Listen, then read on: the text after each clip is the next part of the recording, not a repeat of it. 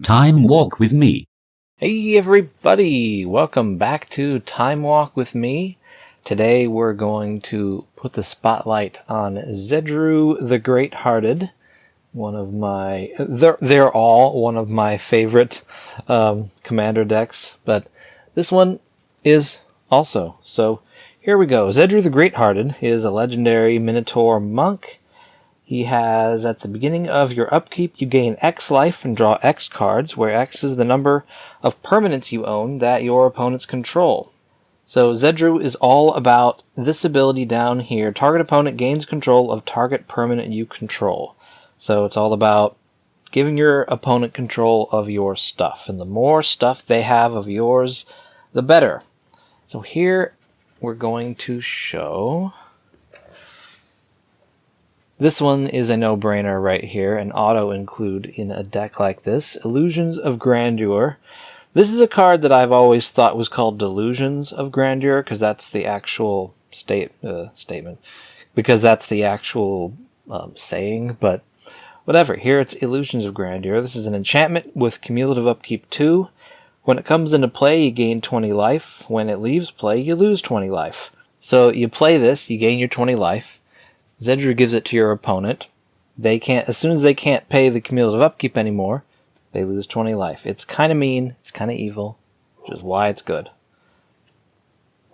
You might hear dogs and outside stuff going on because I've got the windows open. So here we have Delusions of Mediocrity, which is like Illusions of Grandeur, except it only gives 10 life and takes away 10 life, and it lacks the cumulative upkeep. So you give this to your opponent, they don't get the life, but you get to benefit from the Zedruu's top ability. So, good stuff. Pramikon, Sky Rampart. This is a legendary creature, a wall. This is from a pre-constructed deck. It's a 1/5 flying defender. When it enters the battlefield, choose a left or right. Each player may attack only the nearest opponent in the chosen direction, and planeswalkers controlled by that opponent. So, no matter who actually controls this, its effect will still go off. You choose left or right. Even if someone else gains control of it, they don't get to choose left or right because it's already been chosen. Conspicuous Snoop. 2/2 Goblin Rogue. Play with the top card of your library revealed, so your opponent will have to play with their top card of their library revealed. You may cast Goblin spells from the top of your library, so as long as your opponent is not playing a Goblin deck, that won't help them. As long as the top card of your library is a Goblin card, Conspicuous Snoop has all activated abilities of that card. So, once again, as long as they're not playing Goblins, then this should be fine to give them. Teo's Light Shield. 0/3 Illusion. When it enters the battlefield, put a +1/+1 counter on target creature you control. So once this is out, you get the +1/+1 counter benefit. Then it's just a 0/3. So you can go ahead and give that to your opponent, and they can't hurt you with it. Deafening Silence.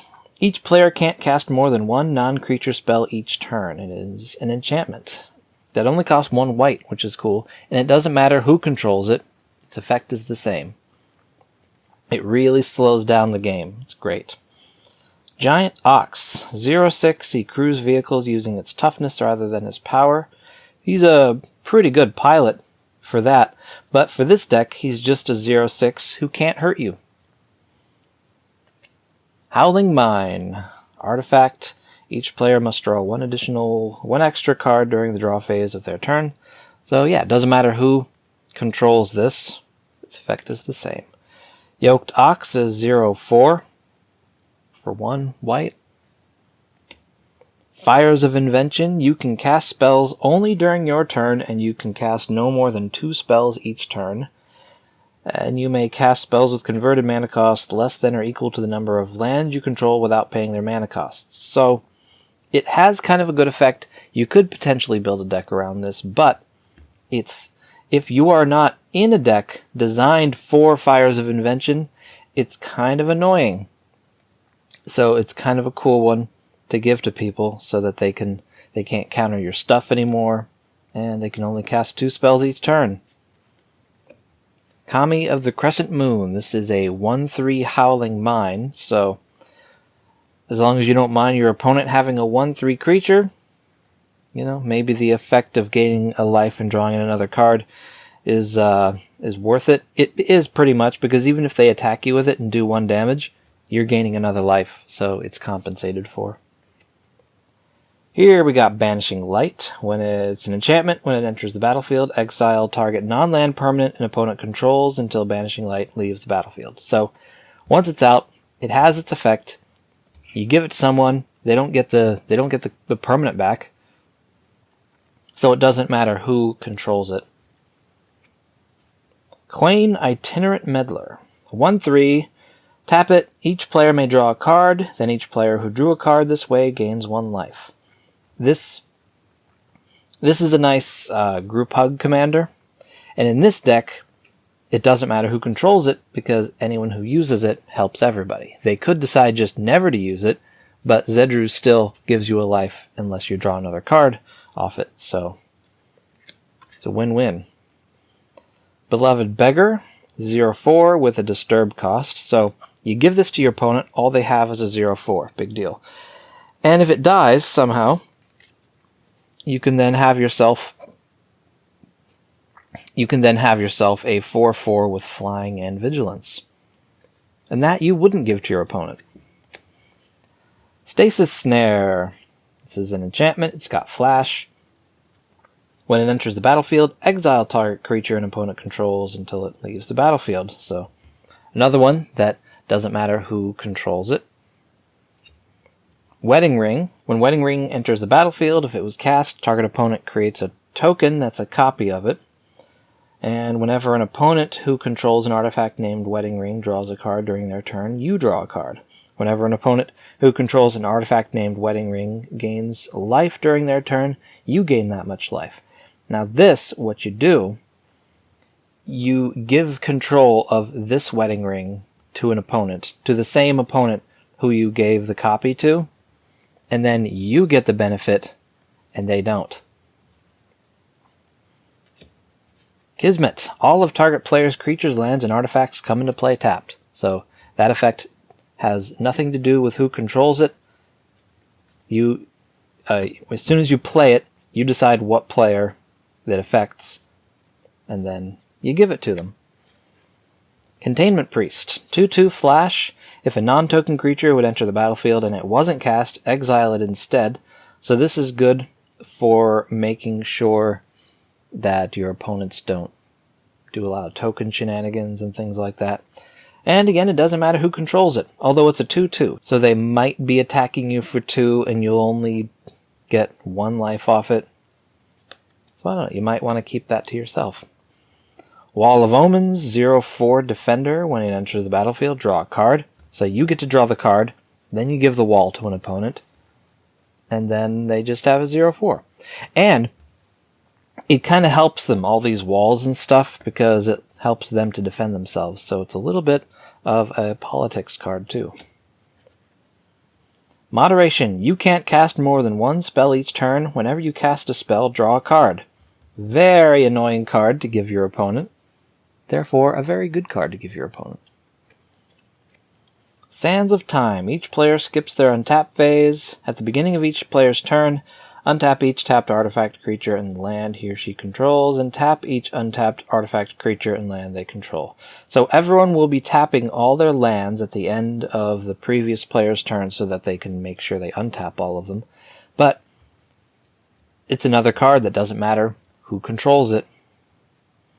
Steel Golem. Now this one it's another auto-include in Zedruu. You can't play summons or artifact creature spells, so this really staxes your opponent.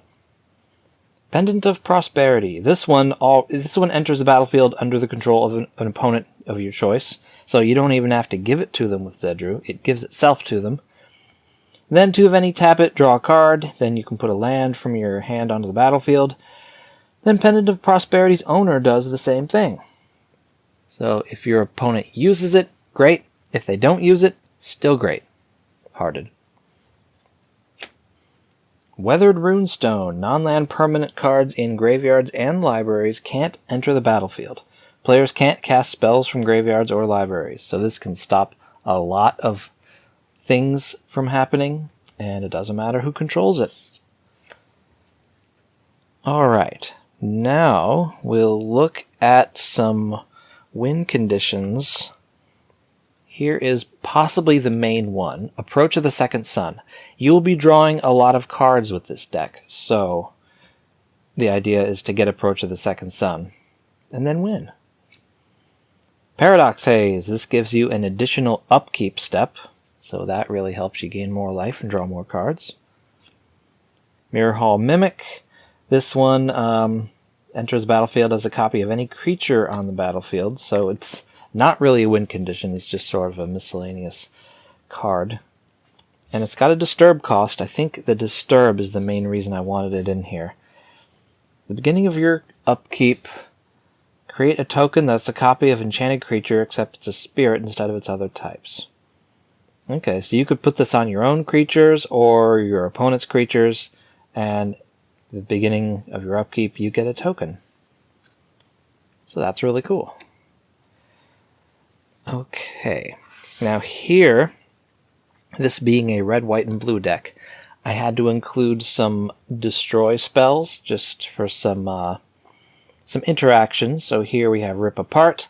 Deals 3 damage to a creature or planeswalker, or destroys an artifact or enchantment. So it could kill a small creature, a small planeswalker, or destroy an artifact or enchantment. It's quite versatile. Revoke Existence, exile target artifact or enchantment. So this is a strictly, well, almost strictly better disenchant, except it's a sorcery. So it could be a little better, but it's still quite good. Here is Disenchant, which is a strictly the same thing as Disenchant. Destroy target artifact or enchantment for 2 mana as an instant. Just simple goodness. Wing Shards. This card has saved me a number of times. Target player sacrifices an attacking creature and Storm. So it's likely, you play this during your opponent's turn, of course, and it's likely that they may have accidentally cast some spells before they decided to attack. Angelic Ascension. Exile target creature or planeswalker. Its controller creates a 4/4 white angel creature token with flying. So this could get rid of a big threat and replace it with a smaller threat. Or you can do it on one of your creatures, like one of your little weak walls, and turn it into something actually useful. Ruinous Gremlin. 1/1 for 1, and it destroys artifacts by being sacrificed. So, a little artifact destruction in there. Okay. Next, we've got, let's look at the ramp. I've got quite a few ramp pieces in this deck, maybe too many. Let me know if you think I have too many. I've got 11. I got Boros Locket. I got Foreboding Statue, taps for any color, and you put a Omen counter on it. At the beginning of your end step, if there are 3 or more Omen counters on it, untap and transform it, and then it turns into a 5/5 Forsaken Thresher, which at the beginning of your pre-combat main phase, add 1 mana of any color. So it gives you mana without even having to tap. We got Soul Ring, of course. Is it Key Rune? Letter of Acceptance. Gives you mana and lets you draw a card later when you don't need the mana so much anymore. Seer's Lantern. Nice, good basic card. Lets you scry over and over again. Azorius Locket. Wayfarer's Bauble, of course. Iron Mirror. Jeskai Banner, because this is a patriotic deck. Red, white, and blue. And is it Locket? Yes, it is Locket. Okay. Then I'm going to show you a combo I've got in here. I got Silent Arbiter. It's a 1/5. No more than 1 creature can attack or block each combat. And it's a 1/5, so it doesn't matter who controls it. Still has the same effect. And then I've got Ith and Maze of Ith, both of whom do basically the same thing. You can tap them to untap an attacking creature, and that creature doesn't deal damage or receive damage this turn. So only 1 creature can attack. You can stop them from using that 1 attack and then you're pillow forted. I ordered this Maze of Ith online. It was in a rough shape, but it was cheaper that way.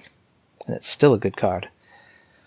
Okay, now we've got kind of a side hustle of this deck. I have a whole lot of stuff like this. Price of Loyalty, stuff that lets you gain control of your opponent's creatures. So while you are giving your opponent control of your stuff, with these, you can take control of your opponent's stuff and potentially hurt them with it. Bloody Betrayal. So it's kind of like, yeah, it's a balanced thing. Hijack, gain control of an artifact or creature until end of turn. Pax Betrayal, gain control of a creature. And then you can scry 2 if you control a wolf or werewolf, but I don't think I have too many of those in here. I just wanted as many gain control of spells as I could find. Malevolent Whispers. I like the art on that one. That's really good. Traitorous Greed. Oh, this one gives you 2 mana of any color when you cast it, so it kind of only costs 2. Goat Nap. Steal a creature, and if it's a goat, it's really powerful. Could come in handy.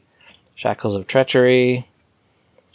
Mascot Interception. Costs 3 less if it targets a creature token. Act of Treason. There's another really nice bit of art there. And Lose Calm. Now, while we are taking temporary control of our opponent's things, I've got a few cards in here that do mean things to their creatures. We got Makeshift Munitions. 1 of any, sacrifice an artifact or creature. It deals 1 damage to any target. So you take control of your opponent's stuff, you hurt them with it. Bogardan Dragonheart. 2/2, sacrifice another creature. He becomes a 4/4 flying hasty dragon till end of turn. Hobblefiend. 1 of any, sacrifice another creature. Put a +1/+1 counter on Hobblefiend, so he will eat your opponent's creatures. Weaponize the Monsters. 2 of any, sack a creature. Weaponize the Monsters deals 2 damage to any target. Not bad for 1 red mana. And Witch's Oven. Tap it, sack a creature, create a food token. If the sacrificed creature was 4 or greater, you get 2 food tokens. So you can eat your opponent's creatures. Yum yum. And then we've got the lands. We got an Arid Mesa. Always good to have a little fetch land. Nimbus Maze. Mystic Monastery. Definitely an auto add in this deck. Port Town. Got a Mistgate Pathway. You can play that as either a blue mana tapper or a white mana tapper. Rugged Prairie. So rugged. Storm Carved Coast. We got a Prairie Stream. We got a Needle Spire. Turns into a 2/1 red and white elemental with double strike. Good stuff. And then we've got basics. Islands, plains, mountains. So, there we go. That is my Zedruu the Greathearted deck. What do you think? I'll see you next time.